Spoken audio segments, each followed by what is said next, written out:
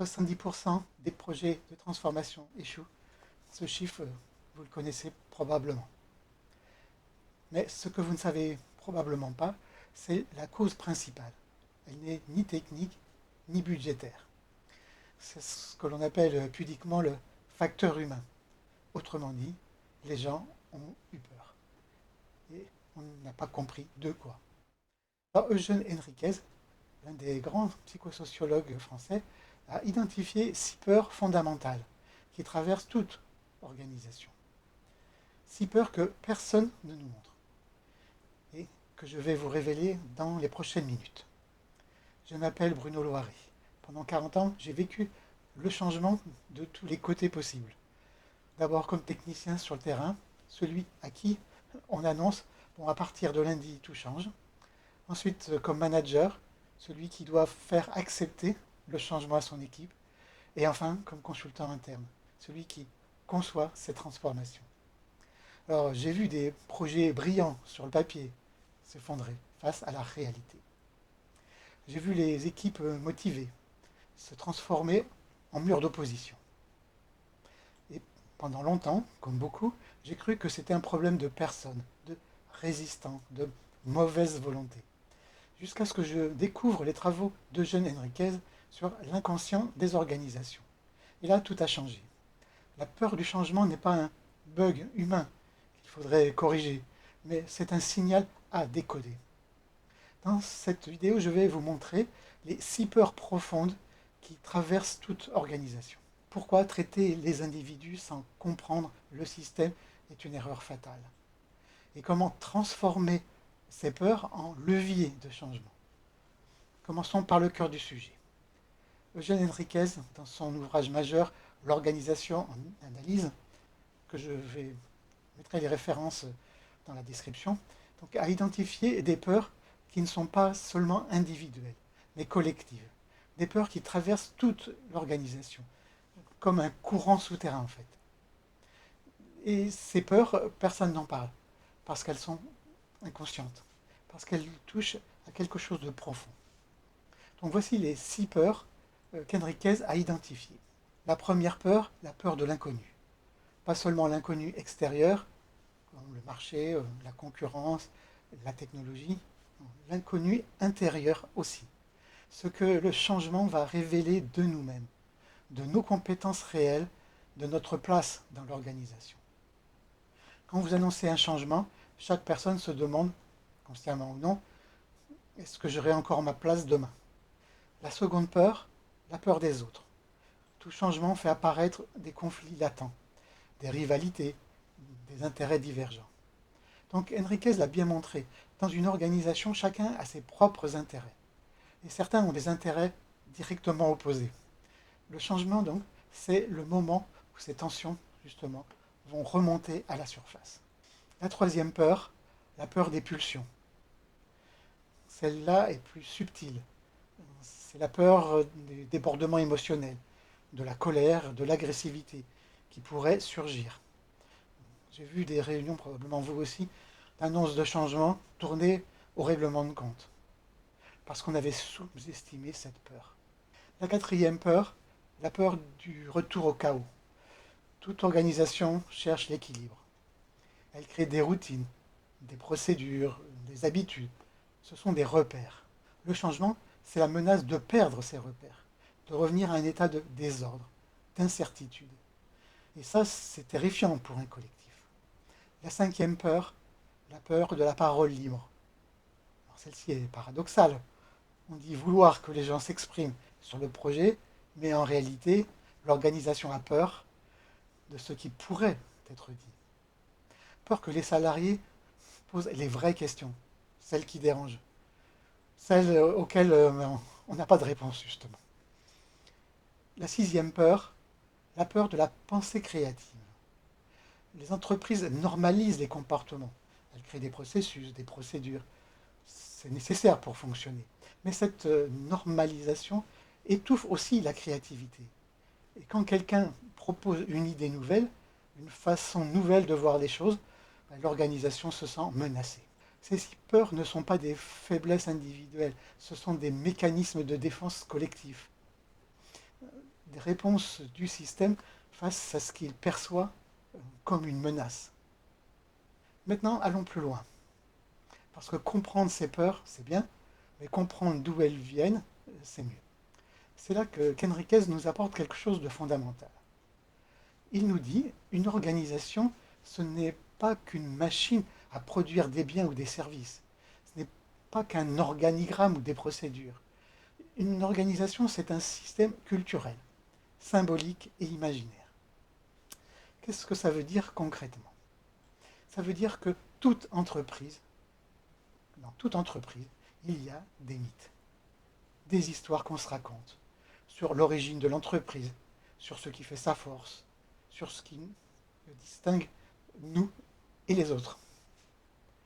Il y a des symboles, des rituels, la façon dont on se salue, la place qu'on occupe dans une réunion, les mots qu'on utilise.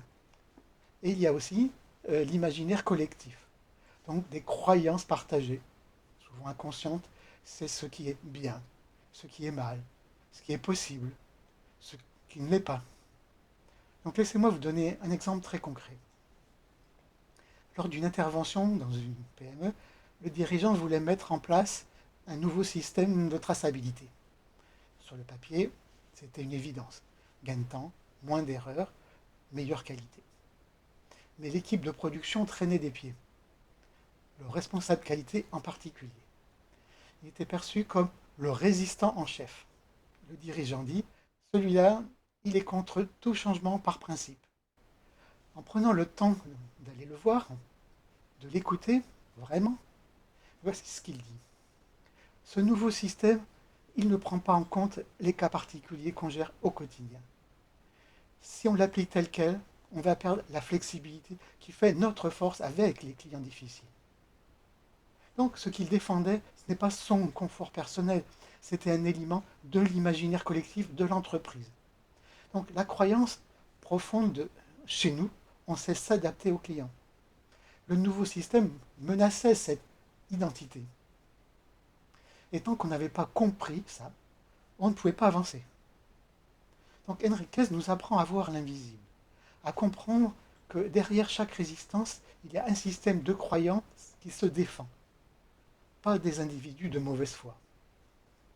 Et c'est là qu'on arrive à l'erreur fatale, celle que j'ai vue commettre de nombreuses fois, celle que j'ai moi-même commise pendant des années. Face à la peur du changement, quelle est la réponse classique? On forme les individus, on fait intervenir un coach en gestion du stress, on organise des séminaires de conduite du changement, on travaille sur les soft skills des managers, on traite les symptômes individuels. Mais on oublie quelque chose de fondamental. Henriquez est très clair là-dessus. Il disait les psychosociologues n'accompagnent jamais d'individus. Ils accompagnent des groupes, des organisations. Pourquoi? Parce que les peurs dont je vous ai parlé ne sont pas des peurs individuelles, ce sont des peurs collectives, des peurs du système en fait. Alors quand vous formez un manager à mieux communiquer et qu'il retourne dans un système qui n'a pas changé, que se passe-t-il? Le système le remet en place. Ses collègues n'ont pas changé, les attentes de sa hiérarchie n'ont pas changé, la culture de l'entreprise n'a pas changé.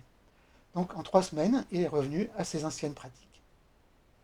Edgar Morin, le penseur de la complexité, nous le rappelle.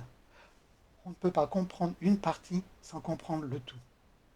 Serge Moscovici aussi, le psychologue social français, il parlait lui, des représentations sociales, des croyances collectives qui guident les comportements, souvent sans qu'on en soit conscient. Donc quand vous changez un process, vous touchez à ces représentations. Et si vous ne les prenez pas en compte, le système se défend. C'est ce qu'on pourrait appeler l'auto-immunité organisationnelle. L'organisation rejette le changement comme un corps rejette une greffe. Non pas parce que les gens sont mauvais, mais parce que le système protège son équilibre. Traiter les individus sans transformer le système, c'est repeindre une maison dont les fondations s'effondrent. Ça peut être joli sur le moment, mais ça ne tiendra pas. Alors, est-ce que tout est perdu? Est-ce qu'on est condamné à l'échec? Non. Et c'est là qu'Enriquez nous donne une clé extraordinaire. Il distingue deux types d'imaginaire dans les organisations. L'imaginaire Laurent, c'est celui qui fige, qui observe, qui dit on a toujours fait comme ça. C'est une forme de pulsion de mort organisationnelle, dit-il. Le système se replie sur lui-même pour survivre. Et il y a l'imaginaire moteur. C'est celui qui crée, qui sublime, qui transforme. C'est ce qu'Enriquez appelait la capacité à devenir créateur d'histoire. Le rôle d'un vrai accompagnement au changement, ce n'est pas de forcer le passage, c'est de transformer l'imaginaire Laurent en imaginaire moteur, de passer de la conservation à la création, de la peur à l'élan. Alors, comment? En révélant les intelligences individuelles et collectives qui existent dans chaque organisation, en écoutant ce que les résistants protègent réellement, en travaillant sur les représentations partagées, pas seulement sur les compétences individuelles. Alors, concrètement, la prochaine fois que vous êtes face à de la résistance, ne demandez pas comment les convaincre, demandez plutôt de quoi le système a-t-il peur? Quel imaginaire est menacé? Qu'est-ce que ces résistances protègent qui fonctionnent déjà? Parce que chaque résistance, en fait, est un message, un diagnostic gratuit sur votre système, en fait. Une porte d'entrée vers la transformation réelle. Pour résumer, premièrement, la peur du changement n'est pas un défaut individuel. Ce sont les 6 peurs qui traversent l'organisation. On l'a vu, peur de l'inconnu, des autres, des pulsions, du chaos, de la parole libre, de la pensée créative. Deuxièmement, l'organisation est un système culturel, symbolique et imaginaire. Chaque résistance protège un élément de cet imaginaire collectif. Troisièmement, traiter les individus sans transformer le système. C'est condamner le changement à l'échec. L'organisation rejettera la greffe, comme on l'a vu. Et quatrièmement, la clé, c'est de transformer l'imaginaire Laurent. Celui qui fige en imaginaire moteur, celui qui crée. Le changement ne se décrète pas, comme dirait le sociologue Michel Crozier. Je mettrai les références aussi dans la description. Il se construit avec l'intelligence de ceux qui le vivent. Si cette vidéo vous a parlé, j'ai 2 choses à vous proposer. D'abord, j'ai créé un diagnostic gratuit pour identifier les vraies résistances dans vos projets de changement.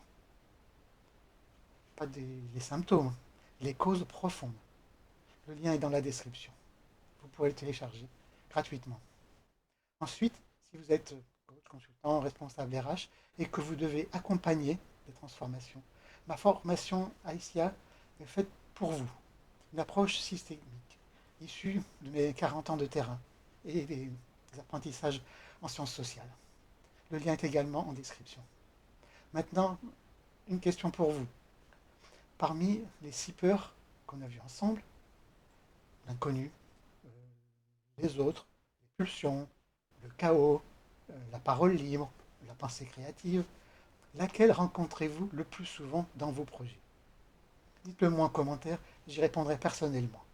Et si vous voulez d'autres contenus comme celui-ci, abonnez-vous à la chaîne et activez la cloche. Et si vous voulez continuer à explorer ce sujet, je vous conseille ma prochaine vidéo sur les 5 erreurs qui font échouer 70% des transformations. Elle s'affiche juste ici. À très vite.